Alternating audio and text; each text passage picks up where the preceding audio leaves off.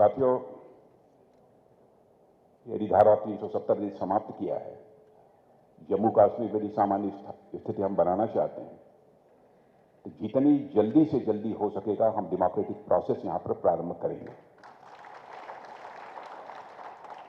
और जो जम्मू कश्मीर के लोगों की लंबे समय से ख्वाहिश रही है उस ख्वाहिश को पूरा करेंगे। हाँ, लेकिन समय सीमा के बारे में भी मैं नहीं कह सकता, लेकिन बहुत लंबा समय नहीं लगेगा, इतनी बात मैं विश्वास के साथ कह सकता हूं। श्री सुनील जी भट्ट, इंडिया टुडे आज तक। माननीय रक्षा मंत्री जी नमस्कार। रक्षा मंत्री जी, हमने देखा कि किस प्रकार मोदी सरकार ने पिछले 9 वर्षों में आतंकवाद के खिलाफ एक बहुत बड़ी इच्छा शक्ति जताई है, चाहे वो उड़ी आतंकी हमले के बाद सर्जिकल स्ट्राइक्स हो या पुलवामा आतंकी हमले के बाद एयर स्ट्राइक्स हो, वो भी पाकिस्तान के अंदर। अगर भविष्य में पाकिस्तान इस प्रकार का दुस्साहस फिर से करता है तो क्या हम लिमिटेड वॉर का भी ऑप्शन क्या टेबल पर ओपन है? क्या पाकिस्तान को सबक सिखाने के लिए हर प्रकार का विकल्प खुला है? और साथ में राजनाथ जी, आपको क्षमा चाहूंगा आप लोग टोकने के लिए, जो आपने अभी आपके संबोधन में arm force special powers act के बारे में जो बात की जम्मू कश्मीर के बारे में, क्या उसकी आप समय सीमा दे सकते हैं कि कब तक ये हटा लिया जाएगा? धन्यवाद। नहीं, समय सीमा नहीं दूंगा, लोग ऐसी चीजों में समय सीमा दी भी नहीं जाती है। दूसरी चीज क्या पूछी? लिमिटेड वार की जरूरत पड़ेगी? नहीं, मुझे नहीं लगता कि कभी जरूरत पड़ेगी। अब उसकी कोई जरूरत पड़ेगी, मुझे लगता है कि यह अवसर पाकिस्तान हमको नहीं देगा।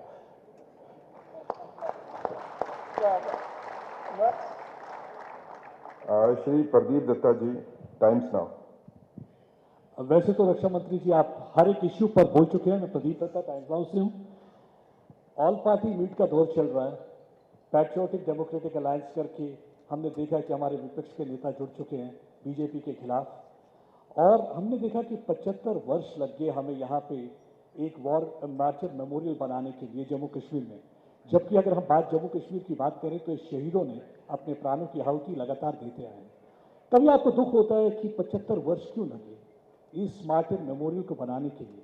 और बात करते हैं पैट्रियोटिक डेमोक्रेटिक अलायंस की, तो आप इसको कैसे देखते हैं? यदि दुख न होता तो हम वार मेमोरियल क्यों बनाते?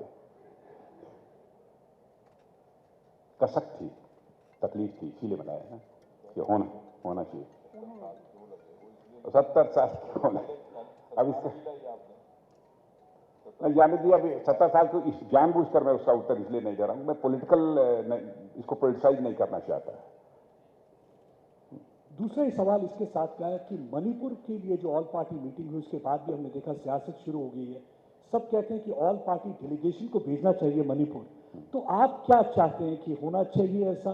तो क्या कहना चाहेंगे उन सियासी जमातों को जो कि ऐसे इश्यू पर भी ना यूनाइटेड होकर इसे बांटने की कोशिश कर रहे हैं और इस पर सियासत कर रहे हैं? वहां की स्थिति को देखते हुए जो कुछ भी गृह मंत्रालय को फैसला लेना होगा वो फैसला लेगा, और जो भी गृह मंत्रालय फैसला लेगा वह मणिपुर के लिए भी हितकर होगा, ऐसा मेरा विश्वास है।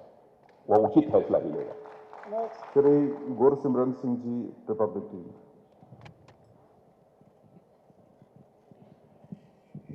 सर नमस्कार, गुरसिमरन रिपब्लिक टीवी से। हाँ बोलिए। सर, प्रधानमंत्री नरेंद्र मोदी इस वक्त जिस तरह से यूएस से वापस लौटे हैं, कहीं ना कहीं आपने भी बात की कि जो ट्रेडिशनल पावर्स हैं उनके साथ हम जो है अलायंस में आ रहे हैं, चाहे आर्म्स डील हो या बाकी चीज़ें। लेकिन उस बीच जो यूएस के पूर्व राष्ट्रपति हैं ओबामा, उन्होंने कहीं ना कहीं भारत को जो है माइनॉरिटीज़ पर सीख देने की कोशिश की है। किस तरह से देखते हैं, जब प्रधानमंत्री वहाँ पे थे, एक तरफ बाइडेन जो है उनका स्वागत कर रहे थे, तो ओबामा जो है एक डिफरेंट लाइन लेकर कहीं ना कहीं सबक सिखाने की कोशिश कर रहे थे इंडिया को माइनॉरिटीज़ पर। ओबामा साहब को मैं समझता हूं कि यह बात नहीं भूलनी चाहिए कि दुनिया का अकेला देश यह भारत है जहां के रहने वाले ऋषियों और मनीषियों ने भारत की सीमा में ही रहने वाले लोगों को अपने परिवार का सदस्य नहीं माना, बल्कि सारी विश्व की धरा पर रहने वाले लोगों को अपने परिवार का सदस्य मानते हुए वसुधैव कुटुंबकम का संदेश दिया। हम हिंदू, मुस्लिम, ईसाई, यहूदी इस नाम पर कभी भेदभाव नहीं कर सकते। भारत के सेकुलर कैरेक्टर को समझने की लोगों को कोशिश करनी चाहिए।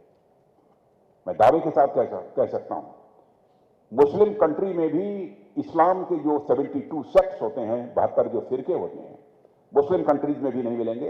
यदि मिलेंगे तो केवल और केवल भारत में मिलेंगे और कहीं नहीं मिलेंगे।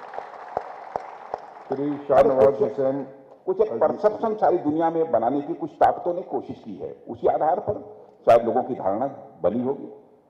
उनको अपने बारे में भी सोचना चाहिए, कितनी मुस्लिम कंट्रीज के ऊपर उन्होंने अटैक किया है, आप अच्छी तरह जानते हैं। Shri Shahnawaz Hussain, news nation. नमस्कार सर, मैं शाहनवाज हूँ न्यूज़ नेशन चैनल से, और मेरा सवाल ये है कि पाकिस्तान की भी बात आपने की और चीन की बात भी आपने की, लेकिन अगर हम बॉर्डर पार की बात करें तो पाकिस्तान और चीन की जुगलबंदी काफ़ी नज़र आती है। चीन लगातार पाकिस्तान को हर एरिया में मदद कर रहा है, ख़ासतौर पर इंफ्रास्ट्रक्चर, जो बॉर्डर इंफ्रास्ट्रक्चर है उसमें मदद कर रहा है। इसको कितना बड़ा कंसर्न आप मानते हैं? आपको लगता है कि हमने देखा कि जो कई अटैक हुए उसमें भी चीन के हथियार, बुलेट, सब चीज़ें बरामद हुई। आपको लगता है एक बहुत बड़ा कंसर्न है और इस पर नज़र रखी हुई है आप लोग? स्पेसिफिक इस संबंध में कुछ बोलने के से परहेज करते हुए मैं इतना ही कहूंगा कि जिस भी प्रकार के चैलेंजेस आएंगे उन चैलेंजेस को मीट आउट करने की हमारे पास ताकत है और उन चैलेंजेस को मीट आउट करेंगे। Sir, the last question is from Tejinder Singh, CNN news 18। रक्षा मंत्री जी, आपका स्वागत है जम्मू में। धन्यवाद। तेजिंदर सिंह सोडी, नेटवर्क 18 को हेड करता हूं। सर, जैसे आपने कहा कि कश्मीर में हम देख रहे हैं जब से धारा 370 हटाई गई है तो कश्मीर के हालात में एक सी डिफरेंस आया हुआ है। टेररिज्म के जो इंसिडेंट्स हैं, स्टोन पेल्टिंग बहुत कम हुए हैं, लेकिन पिछले कुछ देर में हम देख रहे हैं कि जम्मू संभाग में आतंकवादी गतिविधियां बढ़ रही हैं। इस साल हमने देखा पुंछ, राजौरी में जो आतंकी गतिविधियां हुई हैं, उससे डील करने के लिए कि आप भी आए थे, आपने काफ़ी रिव्यू मीटिंग्स ली हैं, तो इस तरह के चैलेंज को डील करने के लिए सर क्या किया जा रहा है? अब देखिए, मैं आया था, आर्मी चीफ भी मेरे साथ आए हुए थे और यहाँ के जो सीनियर ऑफिशियल्स हैं उनके साथ भी हम लोगों की बैठक हुई थी। उन्होंने क्या क्या तैयारी कर रखी है इस चैलेंज को मीट आउट करने के लिए, उसके संबंध में भी बतलाया। कुछ उसमें सुझाव दिया है कि आगे हमें और क्या करने की जरूरत है, क्योंकि मैं जानता हूं सच्चाई की राजौरी और पुंछ कुछ समय के लिए पूरी तरह से शांत हो गया था, लेकिन इधर कुछ घटनाएं हुई हैं, एक दो, वो हमारे लिए चिंता का ही विषय नहीं है, बल्कि हमारे लिए वो उसको चुनौती के रूप में हमने स्वीकार किया है। To present the vote of thanks, I will request mister Vibodh Gupta. हाँ, एक मैम, या फ्रॉम कश्मीर, फरजाना, मैं भी नाम जान गया, फरजाना। सर, मेरा सवाल ड्रग्स से रिलेटेड है। ड्रग्स से रिलेटेड है। अभी हम अगर बात करें, अरे कहाँ इस चक्कर में मुझे डाल दिया ड्रग्स की। सबसे ज़्यादा प्रभावित जिससे अभी जम्मू कश्मीर, खासतौर पर मैं कश्मीर की बात करूंगी सर, रोज़ रोज़ नए कंसाइनमेंट्स पकड़े जा रहे हैं। ये नो डाउट कि लोग पकड़े जाते हैं, लेकिन अभी भी जिससे कहेंगे कि जड़ से नहीं उखाड़ा गया, जिसको कहेंगे जड़ से दूर नहीं हुई है, इसको हम बीमारी कहेंगे, तो इसके लिए क्या नीति रहेगी, क्या आगे स्टेप्स उठाएगी गवर्नमेंट ताकि ये चीज़ खत्म हो जाए कंप्लीटली कश्मीर से, जम्मू कश्मीर से? देखिए, आपने कहा ना कि लोग पकड़े जा रहे हैं, कार्रवाई हो रही है, यानी गवर्नमेंट इस प्रॉब्लम से अच्छी तरह परिचित है और कर रहा है। गृह मंत्रालय इसको देख रहा है और इसके लिए जो भी स्ट्रेटजी बन रही होगी, क्योंकि उसके बारे में पूरी मैं आपको जानकारी नहीं दे सकता कि क्या स्ट्रेटजी बनी है, ये गृह मंत्रालय का विषय है। मॉडर्नाइजेशन ऑफ आर्मी के लिए आप क्या क्या स्टेप्स उठा रहे हैं, क्या उठा रहे अरे हैं? मॉडर्नाइजेशन ऑफ आर्मी के लिए बहुत बतलाया, तो बहुत चीजें हो रही। मॉडर्नाइजेशन तो होना ही चाहिए, आप कर ही रहे हैं, बतला दिया है। Now I will request Mr. Vibod Gupta ji, General Secretary of Jammu and Kashmir Bharatiya Janata